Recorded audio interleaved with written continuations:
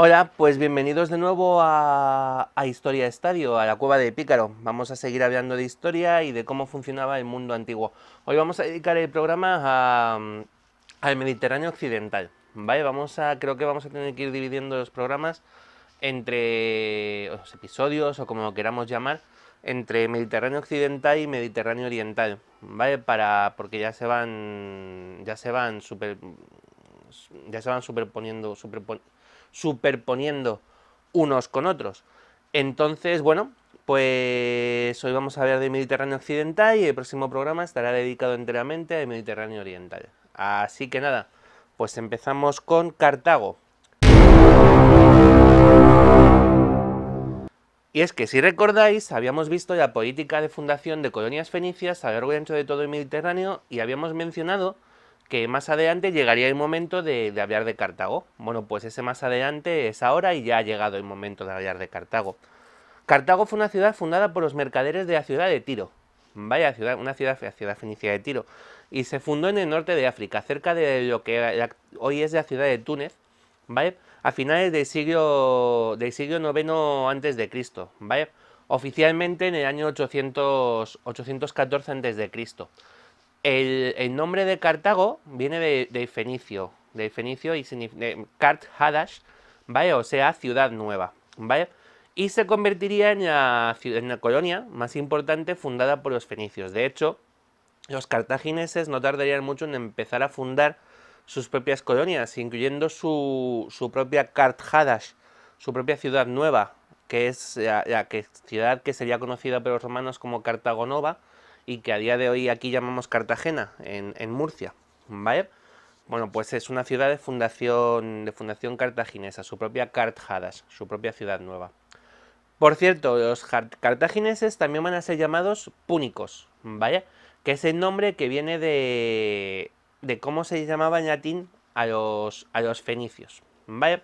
Bueno, pues Cartago, al igual que Roma, que vamos a ver en breve es un par de episodios, ¿vale? También tendría su propia leyenda fundacional, ¿vale? O como vimos con las polis griegas, con Atenea y Esparta y todo esto, ¿vale? Y es que en la leyenda fundacional de Cartago dice que habría sido fundada por una reina fenicia llamada Dido, o también conocida como Elisa, procedente de la ciudad de Tiro. Y es que según la leyenda, el hermano de Dido, un tal Pigmalión, que era un listo, la ofreció en matrimonio al sumo sacerdote de Melkart en Tiro. Recordar que Melkart es este dios fenicio que se identifica con Hércules, ¿vale? ¿Por qué? Porque el Pigmalión quería saber dónde escondía ese sacerdote, que se llamaba Siqueo, sus riquezas y sus tesoros, ¿vale? Y el sacerdote Siqueo, pues era como un poco como el señor Barnes, ¿vale? Para hacernos una idea. Y todo esto lo hizo Pigmalión sin contárselo a Isa, claro. Tras un tiempo, Pigmalión convenció a Isa de que averiguara dónde estaban los tesoros de Siqueo. Y ella empezó a investigar y los encontró enterrados en los jardines del palacio del sacerdote. Pero desconfiando de los motivos de su hermano para hacer esto, lo que hizo fue mentirle, ¿vale? Y le dijo que el tesoro estaba bajo el altar del templo.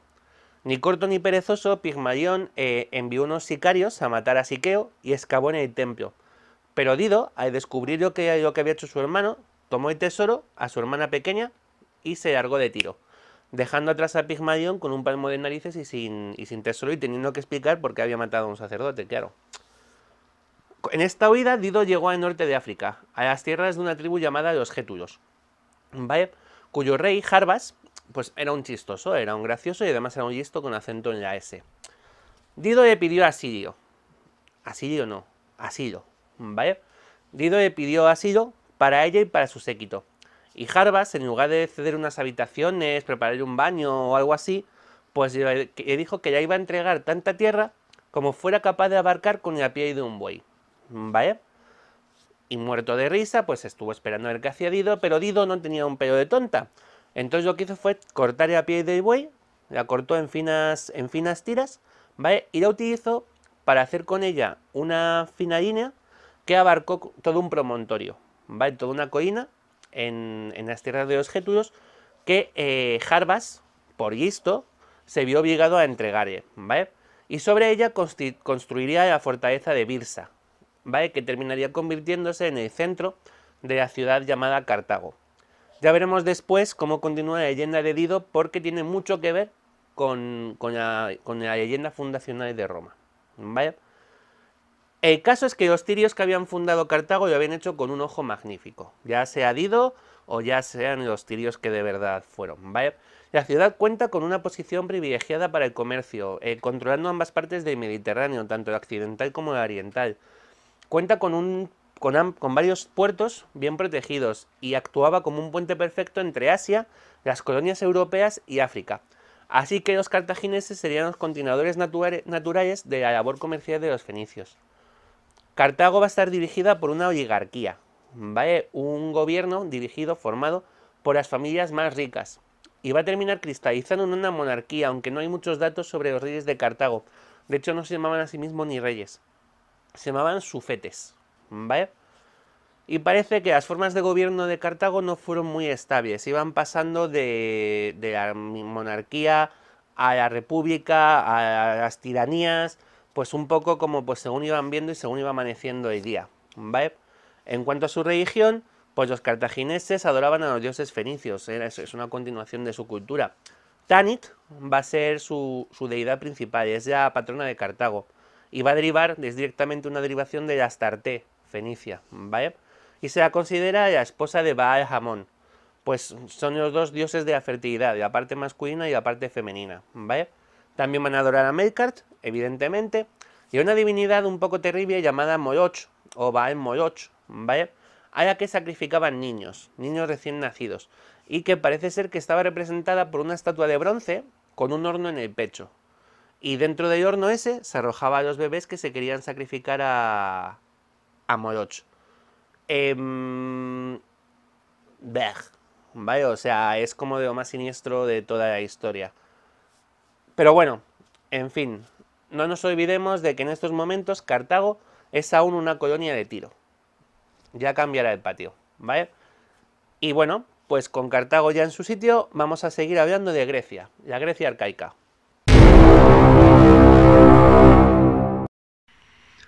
Y como habíamos dicho en el episodio anterior, los griegos pronto se habían visto obligados a buscar soluciones para un acuciante problema, que es la falta de terrenos cultivables en la Grecia continental, ¿vale? En el Peloponeso, el corazón de la antigua Grecia. Siguiendo el ejemplo de los fenicios, los griegos se lanzaron enseguida a la colonización, aunque en un sentido distinto.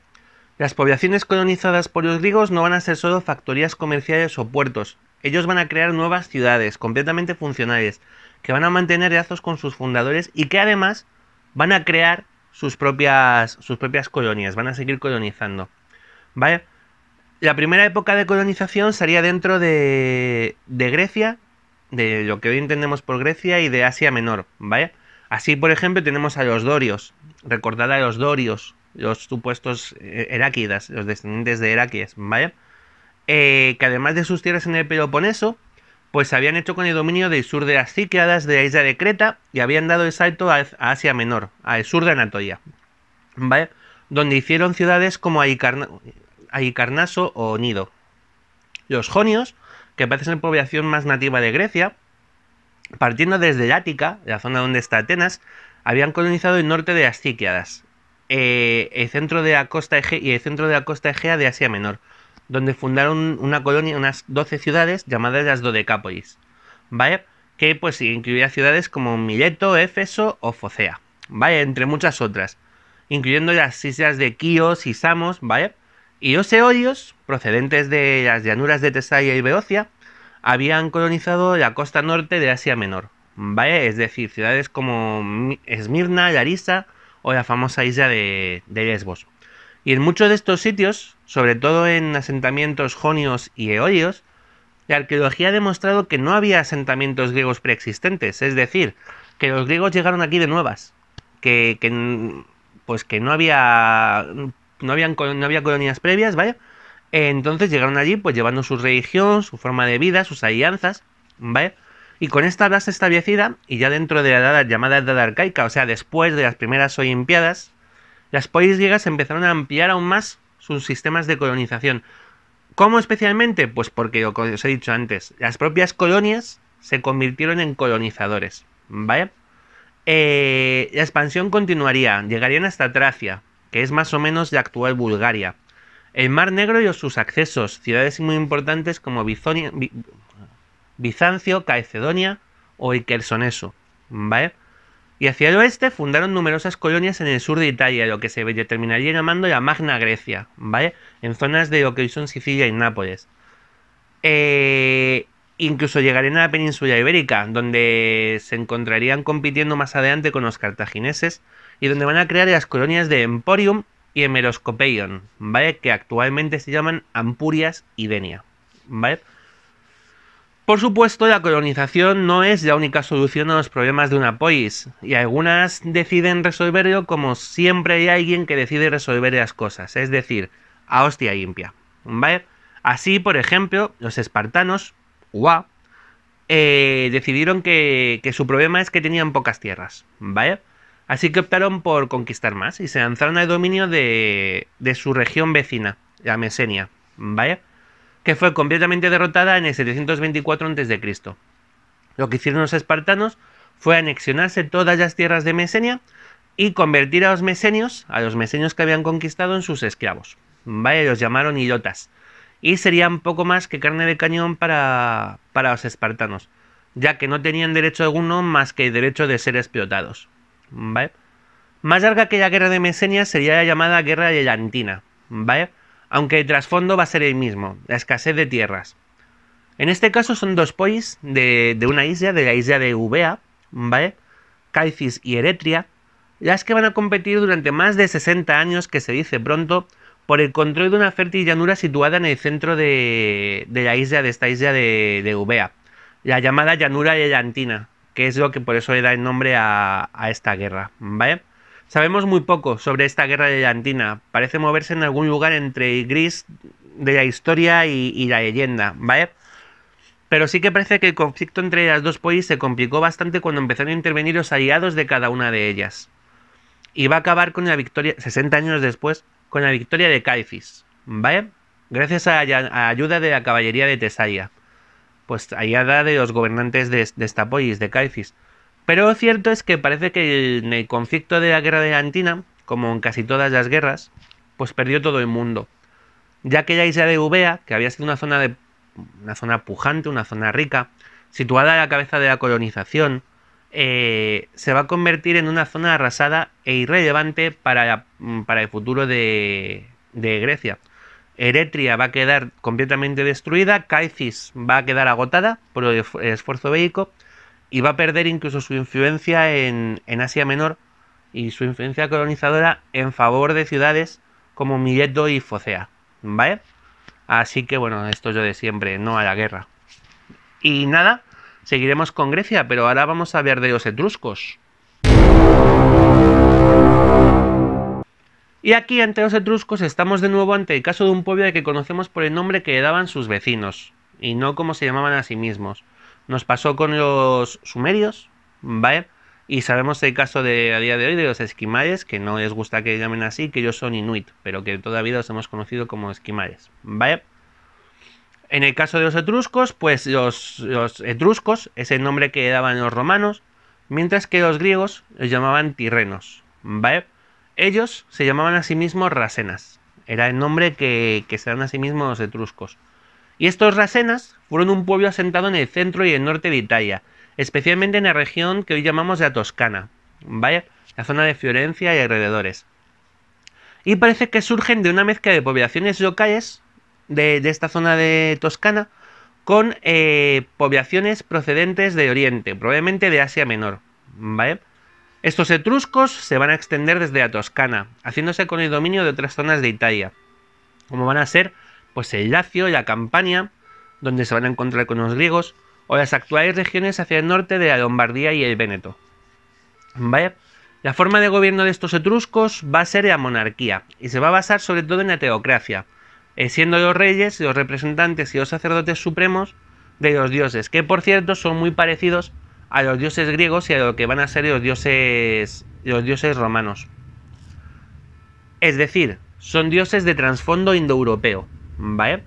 Para los etruscos va a haber tres dioses principales: la llamada tríada etrusca, y están formadas por Tins, que es el gobernante de los cielos y que está asociado a Zeus, y que posteriormente será el Júpiter de los romanos; Uni, que no es el unicornio de dragones y mazmorras, sino una diosa equivalente a Hera y a Juno, ¿vale? Y la diosa Menarva, diosa de la sabiduría, del arte, de las escuelas y del comercio, y que va a ser el equivalente de Atenea o de la futura Minerva, ¿vale? Sabemos que la organización política de los etruscos es una dodecapolis. Como veis, el número 12 estaba muy de moda, ¿vale? 12 ciudades fundadas en el territorio de Etruria, ¿vale? Y aunque no hay ningún listado de ellas, ningún listado concreto, los investigadores han incluido entre ellas varias ciudades como Velles, que va a ser la ciudad más importante de los etruscos, Perugia, Volterra o Tarquinia, ¿vale? Van a ser algunas de las ciudades incluidas en esta dodecapolis, o que los investigadores suponen que estuvieron incluidas en esta dodecapolis etrusca. Cualquier día de estos encontramos un grabado que nos dice que Velles no estaba, por ejemplo, siendo la ciudad más importante. Bueno, pues cosas de etruscos. Pero bueno, ya os digo, hay 12 ciudades y entre ellas las que os he comentado. Uno de los problemas que tenemos a la hora de terminar de entender la cultura etrusca y por la cual nos faltan tantos datos es que, como ocurre con otros idiomas antiguos, no entendemos su idioma, ¿vale? No entendemos su lengua. Somos capaces de leerlo, utilizar un alfabeto derivado del griego y somos capaces de leerlo, pero no lo entendemos, ¿vale? Parece que no tiene raíces indoeuropeas, que como sí que tienen el griego y el latín, ¿vale? De modo que parece que la lengua en sí que es una lengua local, pero bueno, transcrita, o que para la cual se utilizó para dejar por escrito un derivado del alfabeto fenicio, que es lo que sabemos que es el alfabeto griego, ¿vale? La mayoría de lo que nos ha llegado de ellos ha sido a través de los romanos, de cosas que nos han contado de los romanos, pero fíjate tú de los romanos. Y también dejaron un gran legado arquitectónico, especialmente en sus tumbas, ¿vale? Hemos descubierto que en estas tumbas pues eran grandes orfebres, ceramistas y unos escultores con bastante gracia, con bastante estilo. Especialmente por la expresión que daban a las esculturas, y que es la famosa sonrisa etrusca. Que te miran como diciendo, como Nata y Dormer, ¿no? Hablábamos el otro día en la parte de series. Sé cosas y no te las voy a contar, ¿vale? Pues quizá con el paso del tiempo hubiéramos sabido muchas cosas más sobre los etruscos, pero es que a no mucho tardar, en la zona del Lacio iba a surgir una ciudad que iba a devorar toda la región, luego toda Italia y luego todo el mundo conocido. Por supuesto es Roma, y no vamos a tardar mucho en hablar de ellos, ¿vale? Y para acabar con este paseo por el Mediterráneo occidental, pues nos vamos a Iberia, nos venimos a Iberia. Vamos a hablar de Tartesos. Pues lo dicho, terminando hoy con este paseo que estamos haciendo por el Mediterráneo occidental, vamos a hablar de la civilización de Tartesos, una civilización que se encuentra a caballo entre historia y la leyenda, ¿vale? Tartesos es el nombre que dieron los griegos a una civilización ubicada en la península ibérica y que parece ser que se extendía entre lo que son Huelva, Cádiz, Sevilla y Badajoz, más o menos. Tenemos muy pocos datos fiables sobre Tartesos, chicos, las cosas como son, más allá de que la arqueología ha demostrado de forma indubitable su existencia. Probablemente nacida de la aculturación de las tribus locales de estas zonas que hemos hablado con las colonias fenicias del litoral. Parece ser que Guadalquivir fue eje del reino de Tartesos, junto a las cuencas de los ríos Tinto y Odiel. Seguimos viendo cómo los ríos son importantísimos para la creación de culturas, ¿vale? De ciudades en el mundo antiguo. Y desde este eje formado por el Guadalquivir, el Tinto y el Odiel, se van a ir extendiendo por el resto de Andalucía, Extremadura y el sur de Portugal, comenzando su cultura en la Edad de Bronce, aunque Tartesos se va a terminar adaptando hacia el uso de hierro hacia el año 700 a.C. Los mitos tartésicos nos hablan de varios reyes míticos, siendo el primer rey de Tartesos Gerión. Vaya, Gerión aparece en la mitología griega, es un monstruo, un ser pues gigantesco, unido de la unión de 3 cuerpos con sus respectivas cabezas y extremidades, ¿vale? Y que era hijo del guerrero Crisaor y por tanto nieto de Poseidón y de una oceánide llamada Cairoe, ¿vale? Los mitos griegos van a situar a Gerión en la isla de Cádiz, ¿vale?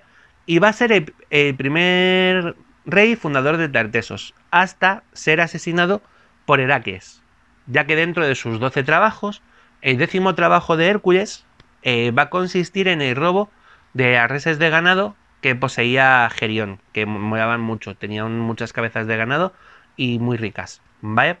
Heracles mató a Gerión con una flecha y su sucesor va a ser el rey Gárgoris, ¿vale? Que era el señor de una tribu local de los cunetes, ¿vale? Y que va a ser quien inventó la apicultura. Y además de dedicarse a trastear con abejas, Gárgoris va a ser un golfo, tipo un golfo Lannister, ¿vale?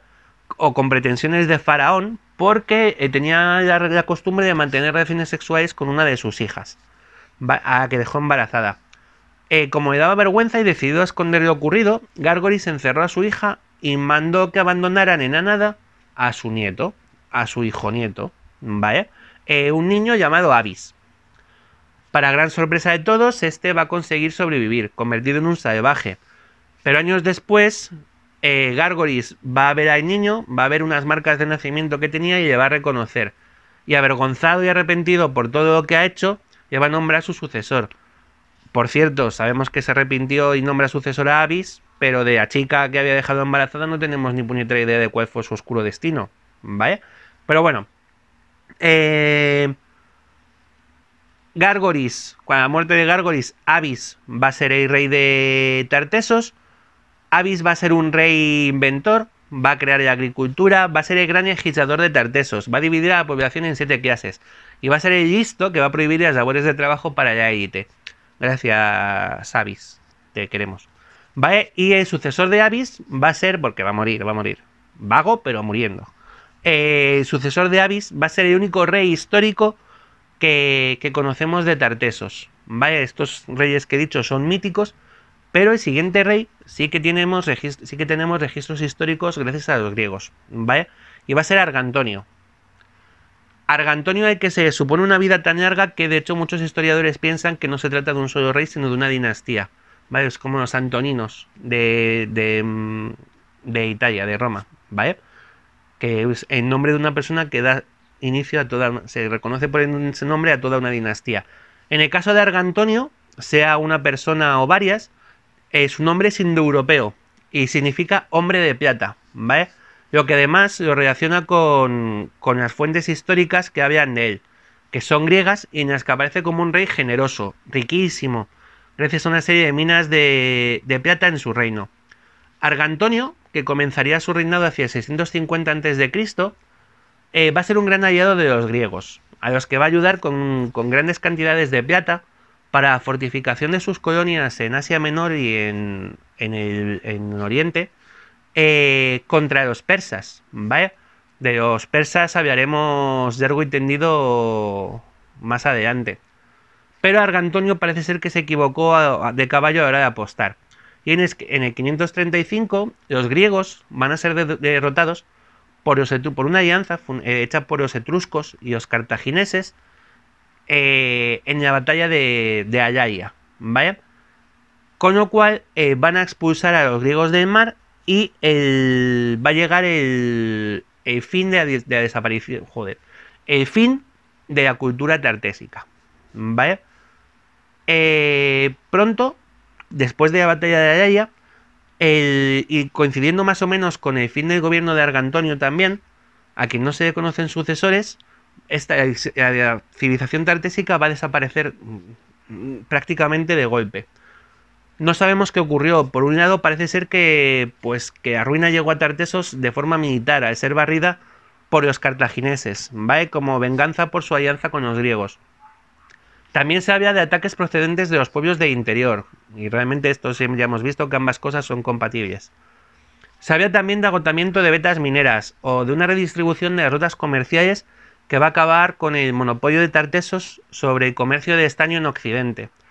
Pero sea como sea, hacia el 500 a.C. ya dejamos de tener referencias sobre Tartesos, aunque su fama va a perdurar, e incluso hay gente que cree haber visto en el reino de Tartesos pues la Atlántida de la que habla Platón, o la Tarsis de la que se menciona en la Biblia.